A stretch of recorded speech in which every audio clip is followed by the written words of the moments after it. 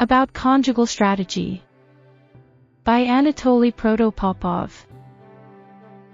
Why cannot women and men find each other even if they are so eager for each other's companionship?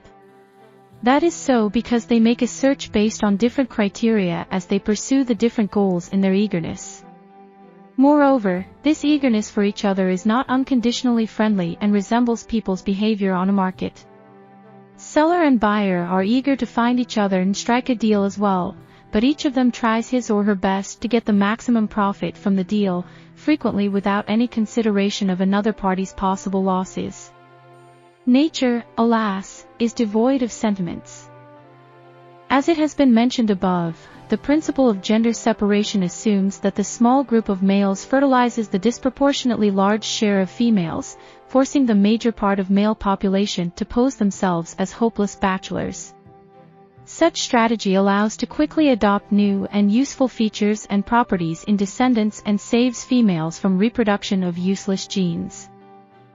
To achieve this, males and females should have significantly different behavior while searching for their nuptial partners. Every male should be eager to change females as often as possible, considering himself as the carrier of uniquely useful genes.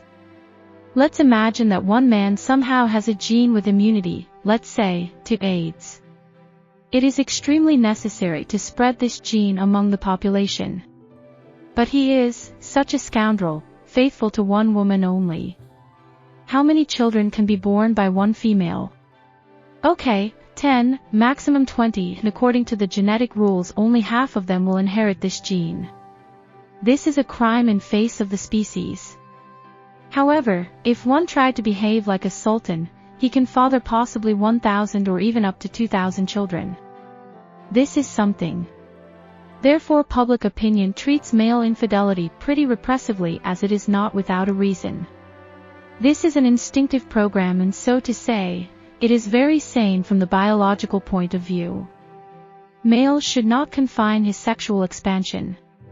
There are females for this. Thus, the instinctive goal of male conjugal behavior is more females' bodies, pretty and different. And what if a female has such a unique gene? What should her behavior be in order not to sink this gene into oblivion, but rather transfer it to the future generations? In general, it is also possible to increase the number of children, but will the frequent changing of the males help a woman to increase the number of children? Absolutely not, but this could significantly lower the quality of children. That's why public opinion treats women's infidelity with much louder condemnation. A woman unscrupulous in her sexual partners does not take care of her future children. If a man transferring his genes fathered a child with an unsuitable woman, he did not lose anything. He can repeat the same literally the very next day with a better woman, if found. But a woman conceived from an unsuitable man cannot correct her faults so soon. Nature does not know abortion. Moreover, the number of such trials is very limited in general.